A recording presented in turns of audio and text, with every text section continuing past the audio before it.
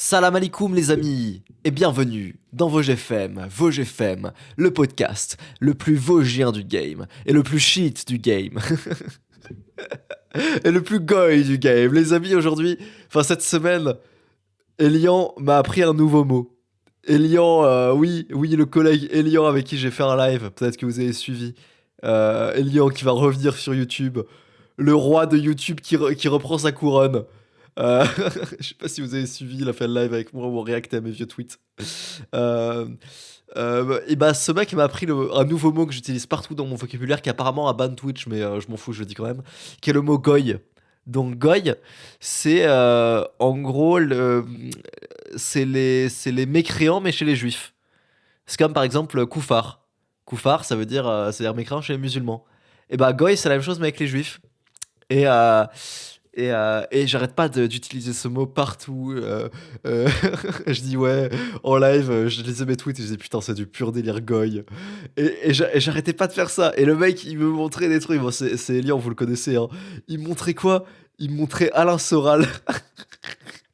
Alain Soral qui est en procès avec la LICRA. En procès pour antisémitisme contre la LICRA. Qui arrive à son procès avec un t-shirt goy. Il y a marqué goy dessus. Ah, excusez-moi, rappel. 2 petites secondes. Voilà, donc du pur délire goy. Je sais pas si vous avez vu dans le. Du coup, pareil, on n'arrêtait pas de répéter dans le live du pur délire guer. Guer, je crois que c'est une insulte pour dire blanc, je suis pas sûr. Hein. Je crois que c'est l'insulte raciste des blancs. Je crois que c'est ça, guer. Ce trouve, je me trompe de ouf. Et du coup, dans la dernière vidéo que j'ai appelée Magla, Hornet et la Schtroumpfette, je me suis dit, waouh, c'est quoi cette vidéo de blanc, tu vois? C'est quoi cette vidéo de Guer, sociologue, machin et tout? Du coup, j'ai rajouté dans le titre pur délire Guer. Je sais pas. Le titre n'a aucun sens. Pourtant, il y a un bon taux de clic sur la vidéo. Elle marche pas trop mal. Euh, du coup, voilà. Donc, on a sorti 2 vidéos là aujourd'hui, comme tous les vendredis, plus un VosGFM. Comme à chaque fois, là c'est une vidéo sur Ne t'abonne pas, une vidéo sur le 1LV, et puis je vais essayer de faire un TikTok là ce soir avant de me coucher. Ah ouais, on va reparler des TikTok, hein, des shorts que je fais. Ah, mais moi je change beaucoup d'avis assez souvent, hein. Je pense que c'est l'ADA, les gars. L'ADA remise en question, vous connaissez. Euh, pardon, qu'est-ce que je voulais dire? Ouais, donc j'ai sorti une vidéo sur Thaïs Escuffon qui parlait de Tradwife qui était rigolote, moi j'aime bien. De toute façon, je suis un homme simple, hein, je vois une vidéo de Thaïs Escuffon, je clique, je fais un react. Tu sais, on me proposait de faire de react à l'autre là qui fait des tractions sur un hélicoptère et Thaïs Escuffon. Bah, moi je suis un homme simple, je vois Thaïs Escuffon, je clique. Et ensuite, c'était, on réagissait à une vidéo sur, donc ça c'est pour le 1LV, on réagissait à une vidéo d'une meuf qui disait ouais, les femmes sur YouTube, machin. Putain, c'était ma vidéo, les gars, je vous le dis. La plus. euh, c'était ma version la plus soft. De toutes les vidéos sur les femmes sur YouTube que j'aurais pu faire de toute ma carrière, je pense que j'ai activé le Lohan soft, mais le Lohan le plus soft possible, les gars. Genre vraiment. C'est-à-dire qu'il y avait des. Enfin, il y avait des moments où la meuf qui parlait et tout, j'étais pas du tout d'accord avec elle. Et pas parce que je suis un mec et que je fais du hunting, parce que je connais extrêmement bien le sujet de YouTube et des femmes sur YouTube, vu que je travaille avec énormément de femmes sur YouTube. Et pourtant, j'ai été super gentil. Donc franchement, vous voyez comment je peux être gentil et tout quand je me dis, waouh, ok, il faut que je fasse gaffe et tout. Je pas envie qu'elle se fasse harceler, machin et tout. Vous voyez comment je peux être gentil? Voilà, ça c'est. Je suis tellement ce mec gentil que je pense être. Donc voilà, remerciez-moi. Je suis votre guide suprême. Wahadub tuli to be hal. Ah non, pardon, excuse-moi, je suis shit, comme je l'ai dit. Je suis shit, donc. Euh, Les gens me demandent quand je dis je suis shit, est-ce que je suis vraiment shit? Non, non, je ne le suis pas vraiment. C'est sur le papier, ça. C'est sur le papier. Et d'ailleurs, la plupart des Iraniens qui vous disent qu'ils sont shit ne sont pas vraiment shit. Mais des fois, j'aime bien jouer dessus. Des fois, j'aime bien faire croire que je fais partie d'une minorité et que je suis un musulman et que je suis un arabe. Des fois, j'aime bien jouer dessus parce que ça peut être utile. Mais non, je suis, euh, je suis un arabe francisé. Enfin, arabe. Vous avez compris, hein, quand je dis arabe, c'est un abus de langage. Évidemment, je ne considère pas que les Perses, que les Iraniens sont des Arabes. C'est pas du tout ce que je pense.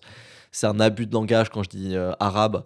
Mais vous avez, mais vous avez compris. Hein, je me considère vraiment comme un.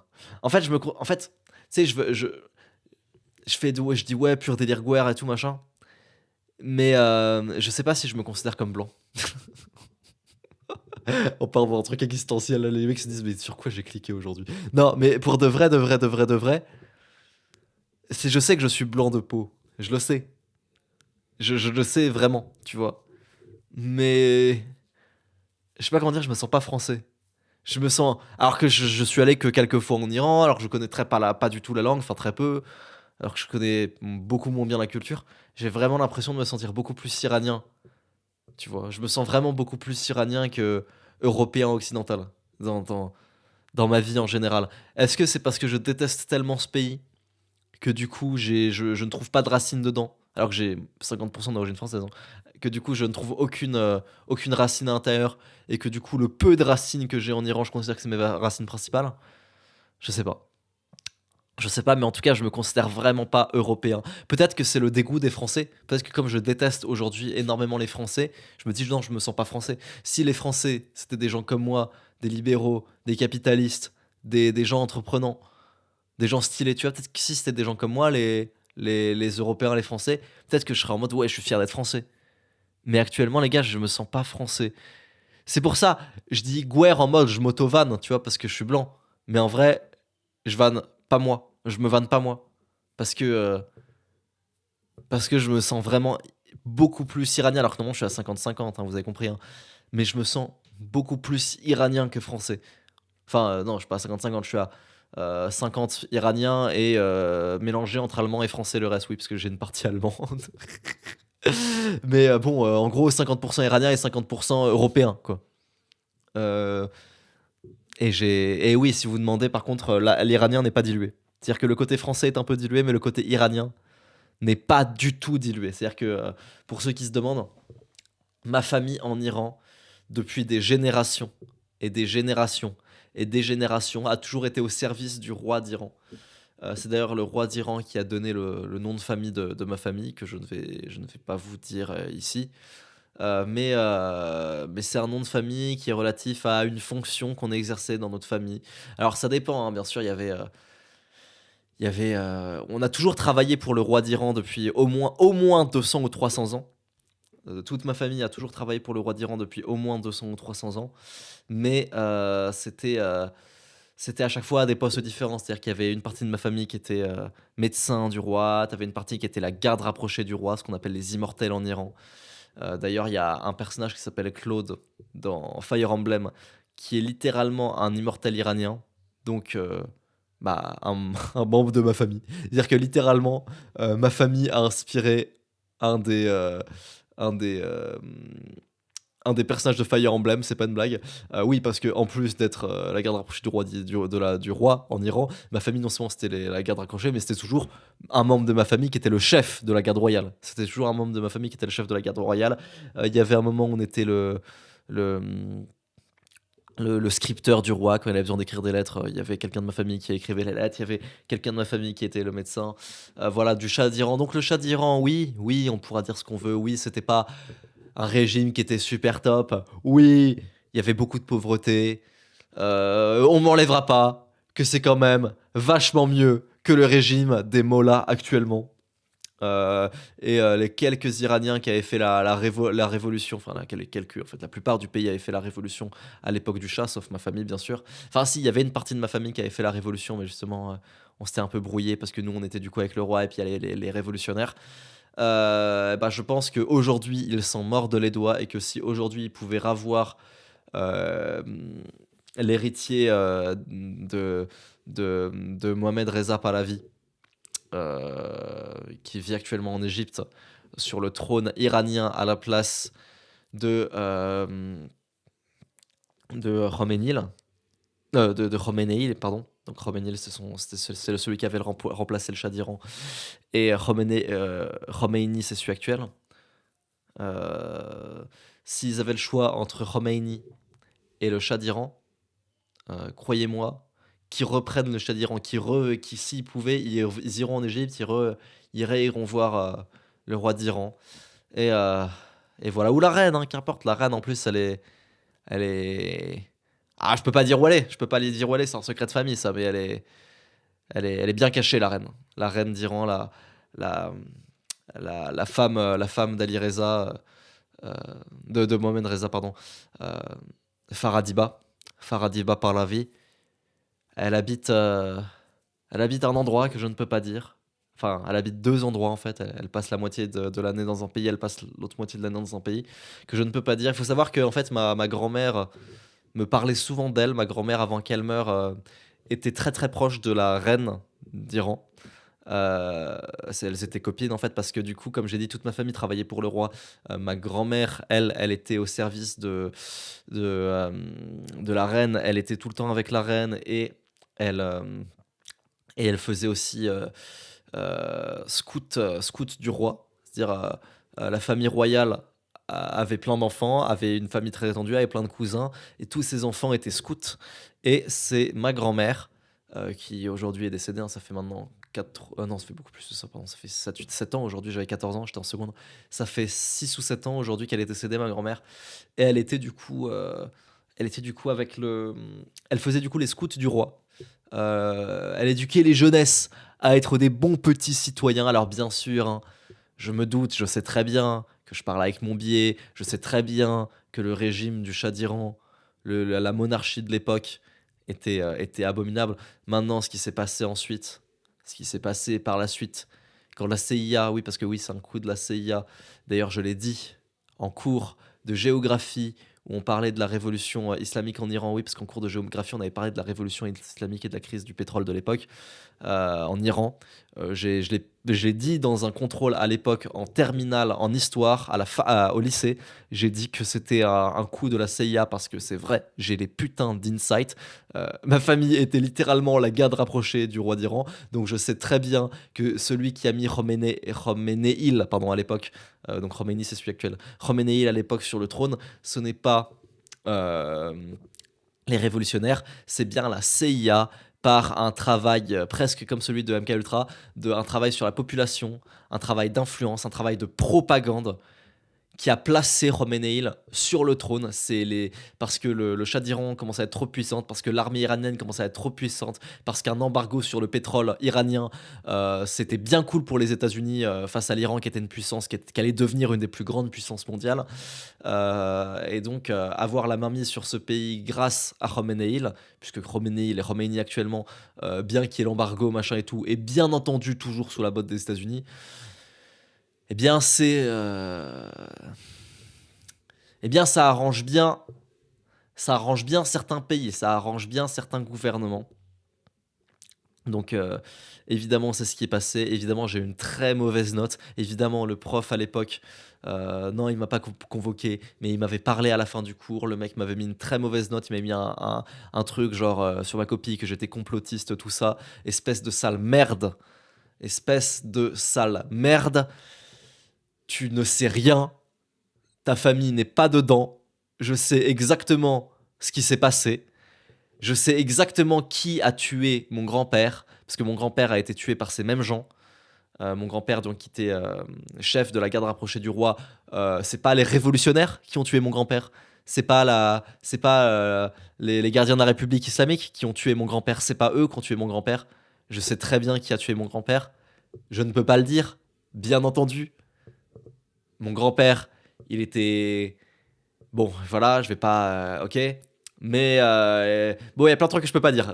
J'ai vraiment plein de trucs que je peux pas dire. Mais je sais très très très très bien qui a tué mon grand-père. On a voulu faire passer ça pour un accident de la route, ce qui n'était pas le cas. En gros, je vous explique, mon grand-père est mort dans un accident de voiture.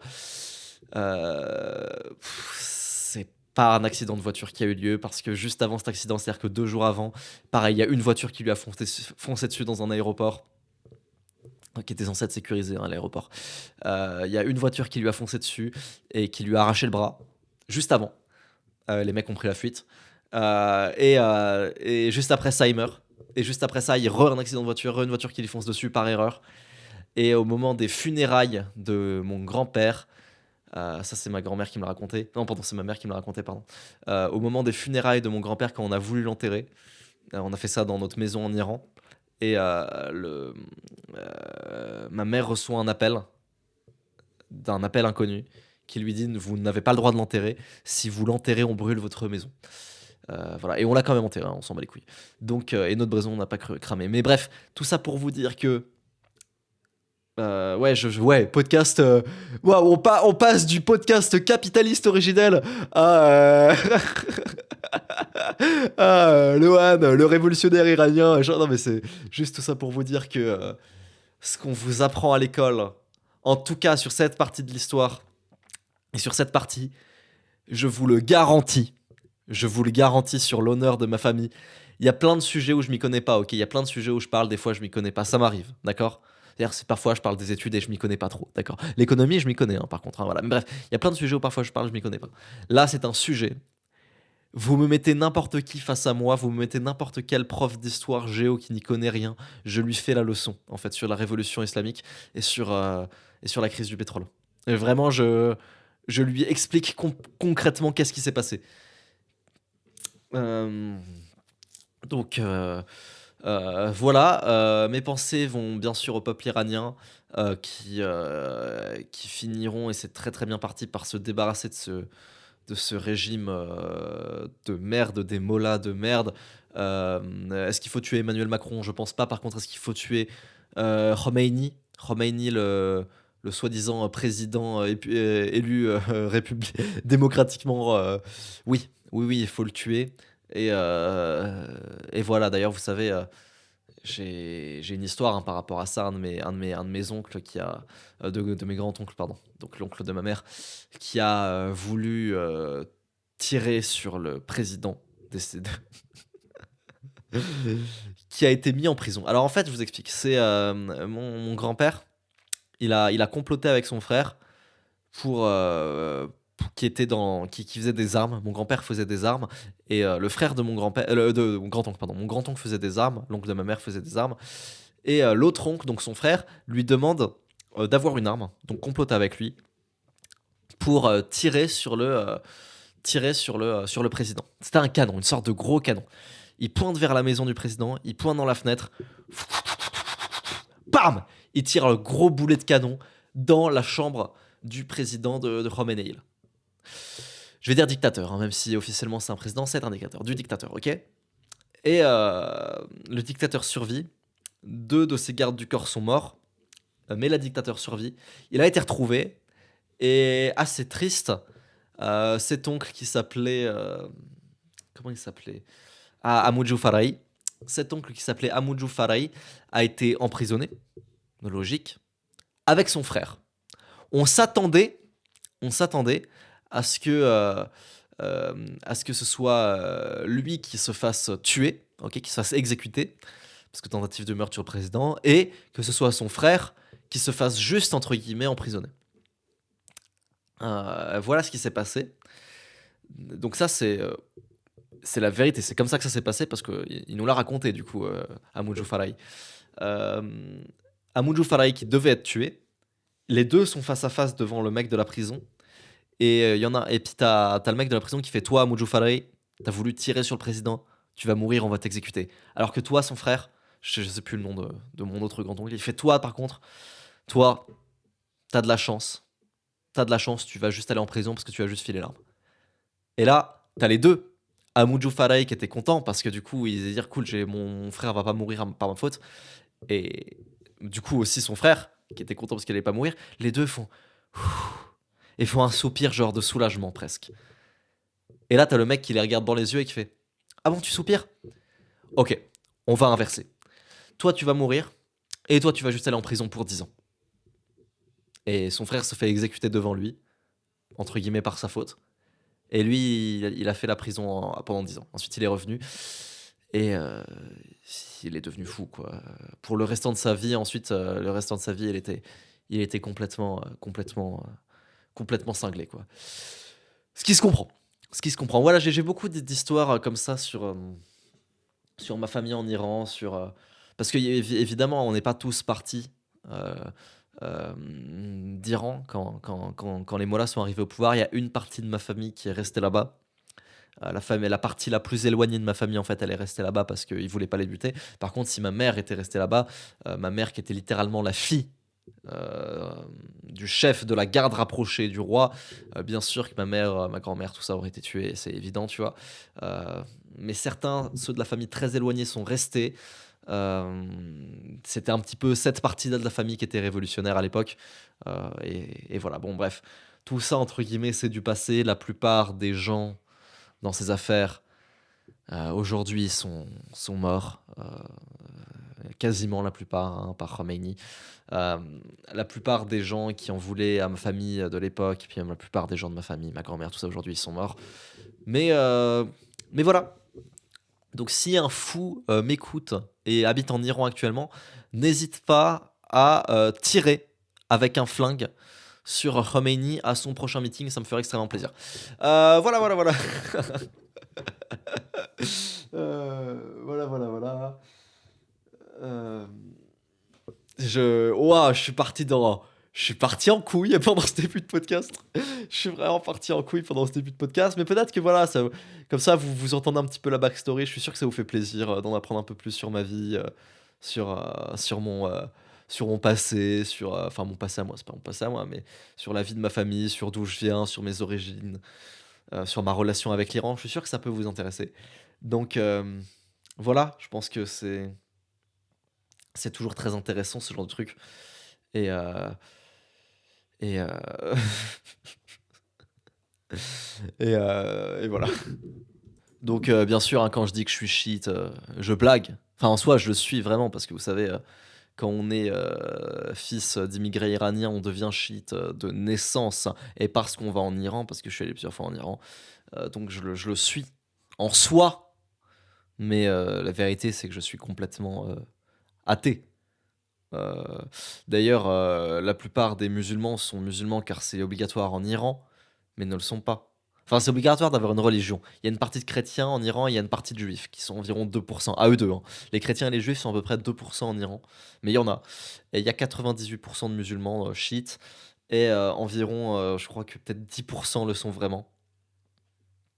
10% le sont vraiment. Donc voilà, sans doute qu'il y a des Iraniens là qui, euh, qui m'écoutent sur ce podcast. J'ai déjà parlé avec des descendants d'immigrés iraniens français, c'est-à-dire le père ou la mère était iranien et eux ils sont arrivés et eux ils sont nés en France. Ça m'est déjà arrivé déjà, Cyrus North, Ken Kojandi, tout ça. Mais eux en fait, Cyrus North et Ken Kojandi comme moi viennent de Téhéran. Et souvent dans les grandes villes, nous on n'était pas musulmans. C'est souvent ceux on va dire des campagnes comment. Ah là là, j'ai oublié le nom de cette très très belle ville, très très belle ville en Iran dont j'ai oublié le nom. Attendez, ça va me revenir, ça va me revenir. Shiraz, voilà, c'était Shiraz, la ville dont je parlais. Ispahan aussi.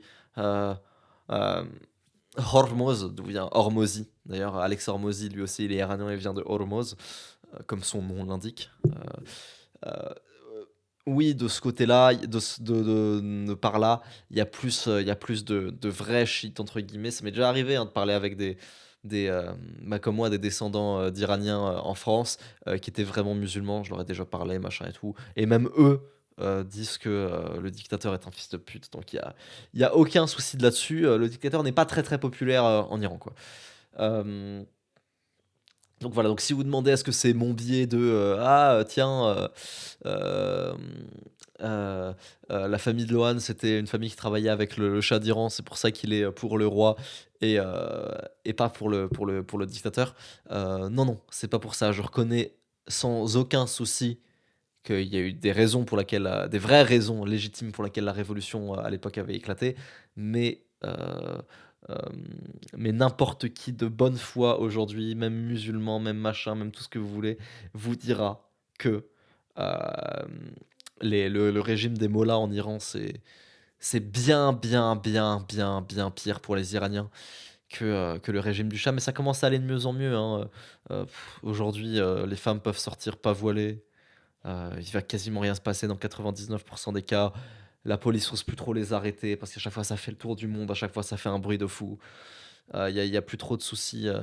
Moi j'avais, à l'époque où la dictature était arrivée, la dictature islamique est arrivée, c'était chaud pour, une, une femme de ma famille qui s'appelait Hengome, heu, qui, heu, qui est la cousine de ma mère en fait. Ngomé, c'est la cousine de ma mère, qui était sortie à l'époque, du et en plus, malheureusement, c'était la partie de la famille qui était pour la révolution, à l'époque. Donc qui était sortie, sans son voile à l'époque et elle s'est fait attraper par, par une patrouille de police qui l'ont emmenée en garde à vue, genre pendant 24 heures, qui lui ont cassé la gueule, qui lui ont fait dire, et écrire, genre je sais pas combien de fois sur un papier: «Oui, je suis une pute, je suis une salope, je suis machin». Ils lui ont fait écrire ça et ensuite ils l'ont relâché et ils l'ont libéré. Et voilà et c'est pour ça qu'évidemment j'ai de la haine pour ces gens-là, hem et que, et que, heu et que j'espère qu'ils vont crever dans d'atroces souffrances, hein, bien sûr, bien entendu. Voilà, bon écoutez, on va passer à autre chose. Assez parlé de dictature sur ce podcast. Assez parlé de révolution islamique. On va parler de mes shorts. Et oui, les amis, on va parler de mes shorts. Parce que vous avez vu, j'ai dit oui, je vais faire des shorts. À chaque fois, je vais donner une take. Non, bah c'est terminé. C'est terminé. Entre temps, j'ai découvert TikTok. Entre temps, j'ai découvert TikTok et j'ai découvert les filtres TikTok. Et maintenant, je fais des shorts Smash or Pass Clash Royale. Et ça me fait délirer. Et je perce un peu sur TikTok, hein. Il y a certains TikTok qui marchent de ouf. Et du coup, bah, je les reposte aussi sur YouTube parce que pourquoi pas. Mais, heu, mais ça me fait vraiment, vraiment, vraiment délirer. Donc je pense que je vais faire que ça maintenant. Ça fait un peu TikTok de boomer, je reconnais. Je reconnais que ça fait un peu boomer tu sais, moi je connais rien du tout à TikTok, les trucs que je fais. Mais ça me fait rire. Donc voilà. D'ailleurs, peut-être que vous l'avez vu, les amis. Là, j'ai fait un live, du coup, c'est là où il y avait le retour de Elian, parce que oui, Elian va revenir sur YouTube. Incroyable, incroyable. Le GOAT revient sur YouTube.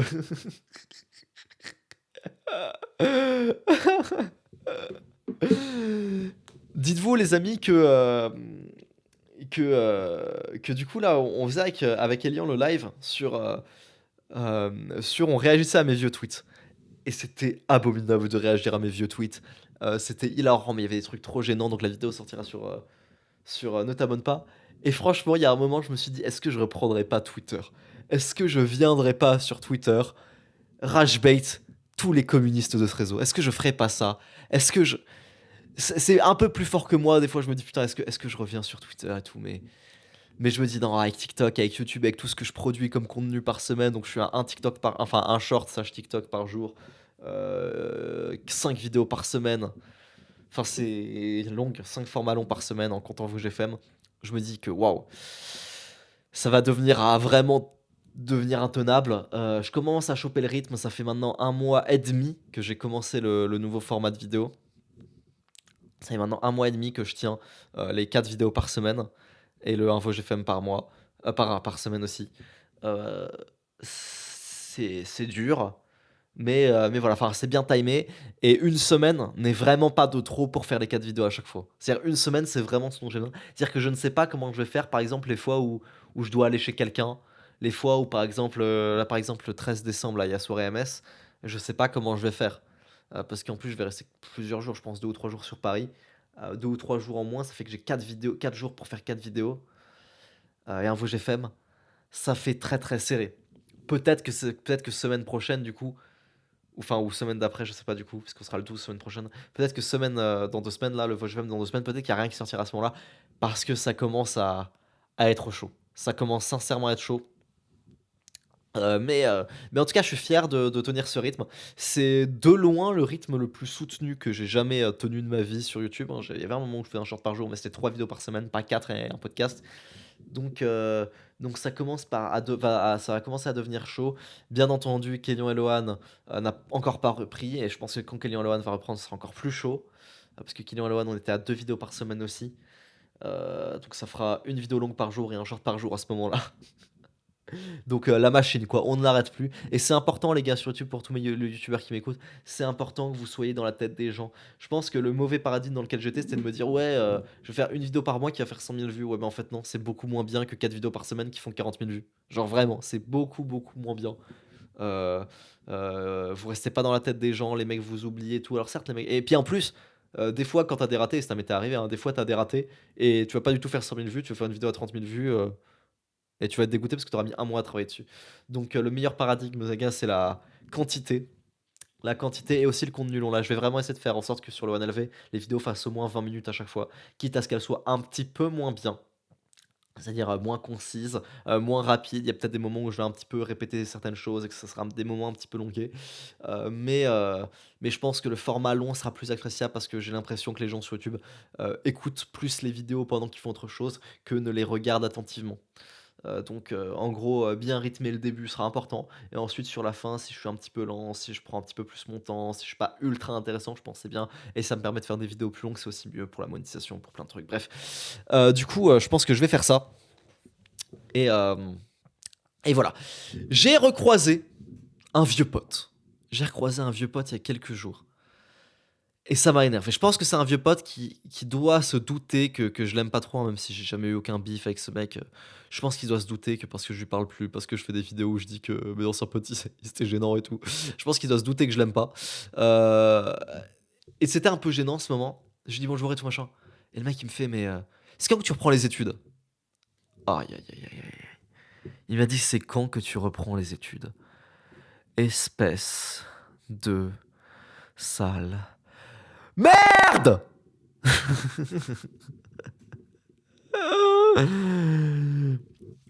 Il m'a dit «Ouais, mais avec tes vidéos et tout, tu vraiment à faire de l'argent ou enfin, tu à en vivre genre ou ou genre, c'est en plus et tout?» Tu sais, il sait que j'habite chez mes parents.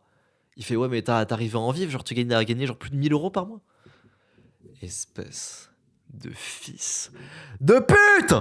Je suis plus riche que toi et que toute ta famille, réunie, à 21 ans. J'ai un patrimoine que tu n'auras jamais de ta vie, alors que moi j'ai 21 ans.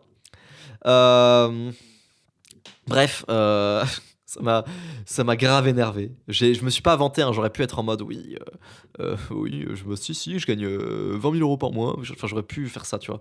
Et non, je dis: «Oui, non, bah, ça va, tranquille et tout». Mais j'étais trop énervé. J'étais trop énervé et le soir même, j'en suis voulu, j'étais en mode: «Putain, j'aurais dû lui répondre ça, j'aurais dû dire ça, j'aurais dû le clasher, j'aurais dû machin et tout». Bon, c'est toujours, le soir même, hein, que tu penses à ce que tu aurais dû dire, mais bon, c'est pas grave. C'est pas grave. Ça m'a pesé le soir. J'étais pas bien le soir, j'étais en mode: «Putain de merde» et tout. Mais bref, enfin, tu vois, ça montre quand même que les mecs ne croient pas que c'est possible, tu vois? Les mecs sont tellement dans la matrice, tu vois, j'aime pas ce mot, mais enfin si, j'aime bien ce mot en vrai. Mais les mecs sont tellement dans la matrice que pour eux, ce que je fais, moi, ça gagne pas d'argent et ils sont tellement d'élus qu'ils se disent: «Ouais, ce que je fais là dans les études, c'est la bonne chose». Mais bon, mais bon, mais bon, on va pas reparler de politique, on va pas reparler politique. Si, on va en reparler parce qu'il y a un truc qui m'a énervé aujourd'hui et de toute façon, à chaque fois que je parle d'économie sur vos GFM, j'ai même pas envie de parler de politique, j'ai envie de parler d'économie, hein, même si évidemment c'est lié, hein. De toute façon, c'est le seul sujet politique qui m'intéresse, on va dire. En fait, les gens disent, je dis à chaque fois: «Ouais, j'arrête de parler d'économie parce que c'est pas une bonne chose et tout». En fait, je me rends compte d'un truc, c'est que tout le monde adore quand je parle d'économie et que je ferme la bouche à des communistes. Tout le monde adore ça. Les seuls mecs qui disent: «Ouais, bon, c'est un peu relou, tu parles à chaque fois, d'économie, machin, dans ton podcast, on a compris». Les seuls mecs qui disent ça, c'est des communistes ou des étudiants de merde. C'est des communistes ou des étudiants. Donc des gens qui ont finance, hein, des étudiants, hein, bien sûr. Et en fait, je me rends compte que la plupart des gens aiment bien. Donc je vais en reparler vite fait, là, je vais juste un truc qui m'a énervé. Mélenchon. Je tombe sur ça sur YouTube. Mélenchon qui dit que oui, effectivement, il y a trop de dépenses en France. C'est la dépense d'aide aux entreprises. Oh! Oh Mélenchon, les aides aux entreprises. Il dit 200 milliards. 200 milliards par an d'aide aux entreprises. Alors bien sûr, c'est évidemment un scam, hein, ne vous faites évidemment pas avoir par cette rhétorique communiste. Quand vous creusez dans les 211 milliards, vous vous dites: «Ah putain, ça veut dire que l'État donne 211 milliards d'euros à des entreprises, il leur donne de l'argent du budget de l'État, il leur donne à des entreprises». Ce n'est évidemment pas ça. Et compter dans ces aides aux entreprises, l'acre, c'est-à-dire 10% du chiffre d'affaires de toutes les micro-entreprises qui se lancent. Oui, parce que les micro-entreprises payent l'URSSAF sur les chiffres d'affaires. Donc si vous bénéficiez de l'ACRE, comme absolument toutes les autres entreprises, qui permet une décote de 10% sur votre URSSAF, comme toutes les autres entreprises, mais moi j'en ai bénéficié, tout le monde en a déjà bénéficié de l'ACRE, ça compte comme une aide. Donc oui, si tu prends tout le chiffre d'affaires de toutes les entreprises qui se lancent en France et que tu prends 10% de tout ce chiffre d'affaires et non pas du bénéfice de tout le chiffre d'affaires, de 10%, oui. Oui, effectivement, t'arrives à 211 milliards. Ouais, je sais pas si on peut appeler ça une aide. Pareil, la TVA allégée sur les restaurants qui passe de 10% à 20%, qui passe de 20% à 10%, et pareil, la TVA, on la paye sur le chiffre d'affaires. Euh, Pareil, ça veut dire que 10% de tout le chiffre d'affaires de la restauration en France, c'est compté comme une aide. Euh, donc, euh, donc évidemment qu'on arrive très très vite à 211 milliards si tu considères qu'une aide c'est ça, si tu considères que l'acre c'est une aide, si tu considères que les 10% de TVA des restaurants c'est une aide. C'est-à-dire au lieu de payer une taxe chère, tu payes une taxe un peu moins chère. C'est ça l'aide. Bravo, belle aide. Euh, donc non, évidemment, il n'y a pas d'aide aux entreprises. Et en fait, les quelques aides qu'il y a vraiment aux entreprises, donc dans ce dont sont 11 milliards, je crois qu'il y a genre 15 milliards qui sont des vraies aides, de le vrai argent qu'on donne. C'est des entreprises publiques. C'est à la SNCF, c'est en partie public, hein, la SNCF, mais c'est en partie privé, je m'en doute, mais ça reste quand même une partie publique. C'est à la Poste, c'est voilà, c'est ça, les aides aux entreprises. Ce n'est pas moi, l'ONLV, qui vais recevoir un chèque tous les mois d'Emmanuel Macron. Non, non, non, non. Donc voilà, encore une arnaque. Encore une arnaque des communistes. Euh, donc voilà, quand vous verrez ce prochain truc de dépenses d'aide aux entreprises, vous saurez que c'est un scam, vous saurez qu'il ne faut pas y croire. Et, euh, et voilà, juste ça m'avait énervé, je le dis. Dédicace à Aspaz, shout out à Aspaz TV, qui me dit qu'il s'est politisé avec VosGFM. Et bah, salut, putain, je n'ai pas répondu, merde. Je voulais faire un podcast avec Aspaz. Bah écoutez, je ferai un jour un podcast avec Aspaz qui est un très très très bon pote, un très très vieux pote que je connais depuis 2020, je crois, ou 2019. Enfin, j'avais connu à l'époque du Dramatrash parce qu'il avait fait sa chaîne Troche. On avait un peu parlé, puis il avait rejoint Trash Bandicoot, improbable. Puis il avait commencé à faire la voix, et puis il foutait rien, mais c'était rigolo parce qu'il avait sa chaîne, parce que des fois on avait sa voix. Enfin, il était trop drôle, Aspaz. Euh, donc dédicace à lui, on fera peut-être un podcast avec lui un jour. Il faut que je réponde. Euh, je vais faire une vidéo là bientôt sur, je pense que vous l'avez vu, je voulais en parler dans le podcast, mais le mieux c'est que je fasse une vidéo pour en parler, sur JDG, qui s'est pris une sauce parce qu'il était pour la retraite par capitalisation, comme quelqu'un de logique et de normal dans ce contexte en France. Oui, il faut la retraite par capitalisation. En fait, ce qui est ouf, c'est que quand tu parles de retraite par capitalisation à un communiste mental, à un prof, un machin, et que tu lui donnes des arguments, le mec finit par être d'accord avec toi. Mais il y a toujours une partie de lui qui est en mode ah non, je peux pas, parce que dans sa tête, retraite par capitalisation, c'est forcément le mal. Par contre, quand tu lui donnes des arguments rationnels, il est d'accord, mais il dit ouais, mais je sais pas, investir, c'est pas, il sait pas pourquoi. Il sait pas pourquoi, mais il est contre. Il sait jamais pourquoi, mais il est contre. Retraite par capitalisation, les gars, je répète, hein, vous n'êtes pas obligé de confier vos sous à BlackRock, vous n'êtes pas obligé d'investir sur les marchés américains, vous n'êtes pas obligé de faire avoir la valeur de quelqu'un d'autre. Vous pouvez juste acheter les obligations françaises. Vous pouvez même juste épargner pour vous-même l'argent tous les mois. Au lieu de payer pour les gens actuellement retraités, vous pouvez juste garder de l'argent pour vous tous les mois. Et vous bouffez 40 ans d'inflation, vous serez quand même plus rentable. Donc il n'y a aucune raison d'être contre. Euh, et bref, j'en ferai une vidéo ça sur l'ONLV, sur Joueur du Grenier qui est pour la retraite par capitalisation comme un être humain normal. D'ailleurs, même les gens de gauche, s'ils sont intelligents, devraient être pour la retraite par capitalisation. Mais d'ailleurs, il y en a certains qui le sont, hein. C'est pas non plus, je trouve que c'est pas le plus dur des sujets où tu peux convaincre les gens à la retraite par capitalisation. Je pense que tout le monde aujourd'hui a compris qu'il n'aura pas sa retraite. Je pense que tout le monde a compris que la répartition marche plus parce que la répartition, je juge pas du système par répartition, hein. Ça peut marcher quand on a beaucoup d'entrants, s'il y a beaucoup d'actifs. Ce qui n'est plus le cas actuellement parce que la démographie est en baisse. Mais bon, comme tout système pyramidal, et je dis ça d'un point de vue complètement neutre, hein, parce que c'est un système pyramidal et c'est le cas, tu vois, comme tout système pyramidal, à partir du moment où il y a moins d'entrants, le système se pète la gueule et c'est ce qui est en train d'arriver. Il n'y a plus beaucoup d'entrants là. Donc je pense que tout le monde a compris que la retraite qu'il aura, elle sera soit minuscule, soit il n'y en aura tout simplement pas. C'est-à-dire soit il y en aura une, et en gros, c'est-à-dire que pour chaque euro cotisé, tu récoltes 10 centimes. Soit il n'y en aura juste pas parce qu'on sera passé à la capitalisation. Mais dans tous les cas, le système pourra pas tenir. Dans tous les cas, une génération va être sacrifiée. Soit c'est la génération actuelle, soit c'est nous plus tard. Mais c'est juste pas possible. Il faut sacrifier une génération. Euh, et, euh, et voilà, on va lire les commentaires du dernier VosGFM, les amis, si vous me le permettez. Hop, hop, hop, hop, hop, hop, hop, hop, hop, hop, hop, hop, hop, hop. VosGFM. Alors, je crois que c'est le VosGFM 29, le dernier, donc on est bientôt à 30 VosGFM, vous vous rendez compte? C'est beaucoup. Ah non, c'est le VosGFM 28, le dernier. On est bientôt à 30 VosGFM. Alors, Isaac qui demande, question, imagine qu'on te jette un sort qui t'empêche de travailler sur YouTube ou autre réseau social de quelque manière que ce soit. Vers quelle carrière tu te tourneras? Audiovisuel plus traditionnel, médecine, autre chose, raconte. Je sais pas, mais je pense que je serai entrepreneur. Ça, c'est certain, je serai entrepreneur. Je serai pas salarié, j'aurai lancé un business. Sans doute dans l'audiovisuel plus traditionnel, ouais, sans doute, parce que mine de rien, j'adore. J'adore, j'adore, j'adore. Si tu faisais un épisode avec ta caméra, on pourrait clipper les takes et les mettre sur TikTok, et ça ferait beaucoup plus de trafic. Je suis d'accord. Euh, c'est vrai, t'as tout à fait raison. Mais j'ai oublié de le faire. Mais après, je pense que vous pouvez clipper quand même, mettre des extraits bruts sur YouTube, hein, c'est pas très grave. Euh, Si tu es au lycée, ne bois pas les paroles de tes parents, profs, potes qui te supplient d'arrêter ton projet faux. Ah oui, oui, oui. Grosse gratitude à toi, l'ONLP, de la part d'un quasi vendaire qui a raté ses études et va éteindre son téléphone juste après avoir écrit ce commentaire pour rattraper le temps perdu.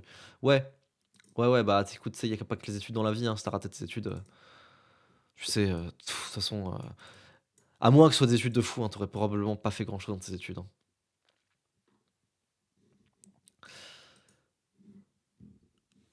Alors, on a Matt qui nous dit que le système va pas s'effondrer, que la France va pas s'effondrer, que ça tiendra, et que il y a encore des millions de gens compétents, créatifs, déterminés dans leurs activités. Oui, il y a, oui, il y a plein de problèmes, mais je te rejoins sur la retraite qui est juste aberrant comme système. Bah déjà merci, mais tu penses que le système va tenir? Oui, je pense aussi, hein, tu sais, on a beaucoup de mal à s'imaginer comment les systèmes mourants peuvent mettre longtemps à mourir. C'est pour ça que je vais quitter le pays. C'est parce que je vais pas attendre que ça se pète la gueule pour reconstruire, parce que pour moi, ça va mettre très très longtemps avant de se. Enfin, c'est un pourrissement long, quoi. C'est pas un effondrement soudain, c'est un pourrissement long et on est en plein dedans. C'est tout. C'est moi ça que je vois. Et je suis d'accord avec toi, mais ça veut dire que c'est un, un pourrissement, un pourrissement long. Petite question, peut-on réussir sur YouTube dans la création de contenu de manière générale, même sans PC au début, juste avec notre tel? Car le niveau moyen sur YouTube a énormément évolué ces dernières années. Oui, tu peux t'en sortir. Est-ce que ce sera plus dur? Oui. Mais tu peux t'en sortir. Tu peux faire des choses juste avec ton tel, j'en connais. Si possible, un PC, quand même, c'est un minimum, quoi. T'es pas obligé d'avoir un PC de fou, hein. Un PC qui fait tourner un logiciel de montage, c'est pas forcément un truc de fou. Aujourd'hui, c'est très bien optimisé le logiciel de montage. À l'époque, il fallait un PC de fou pour faire du montage. Aujourd'hui, ça va. Euh, Tu penses quoi de faire des études de marché et un business plan avant de se lancer à fond dans une passion dans le but d'en vivre? Euh, Au début, je considère que tu dois juste te lancer. Tu as l'air très jeune pour poser cette question. Mais quand tu as lancé plusieurs projets, quand tu as de l'expérience, je pense que c'est pas idiot de faire une étude de marché, un plan. Vous connaissez ma take, hein, sur le sujet, c'est que je pense que trop se préparer, trop attendre, trop intellectualiser, c'est jamais bon. Mais, mais, euh, euh, ça peut être bien quand tu as compris comment bien le faire parce que tu as de l'expérience. Mais d'abord, il faut avoir l'expérience. Voilà. Euh, Pourquoi tu ne fais pas d'OP sur tes vidéos? Car en vrai, tu pourrais faire des intégrations au début, inciter à faire ton produit à la fin. J'ai vu d'autres youtubeurs faire ça. C'est vrai, je pourrais. Je pourrais. Mais j'aime bien avoir cette image de mec qui fait pas d'OP. Je trouve ça sympa. Qui vend ses propres produits, je trouve ça cool. Après, je pourrais en plus en faire, hein, c'est pas interdit, hein. Si pour financer la soirée MS, on a besoin d'OP pour certaines marques qui doivent financer la soirée, je pourrais les faire dans ce cas-là. Moi, je pense que le seul cas dans lequel vous me verrez faire une OP, c'est si la marque accepte de financer la soirée MS et que en plus je dois faire une OP, que Rémi et moi on doit faire une OP en plus gratuite. À ce moment-là, j'en ferai. Mais sinon, non. Écoutez les amis, euh, je vous fais des bisous, je vous remercie et à la semaine prochaine.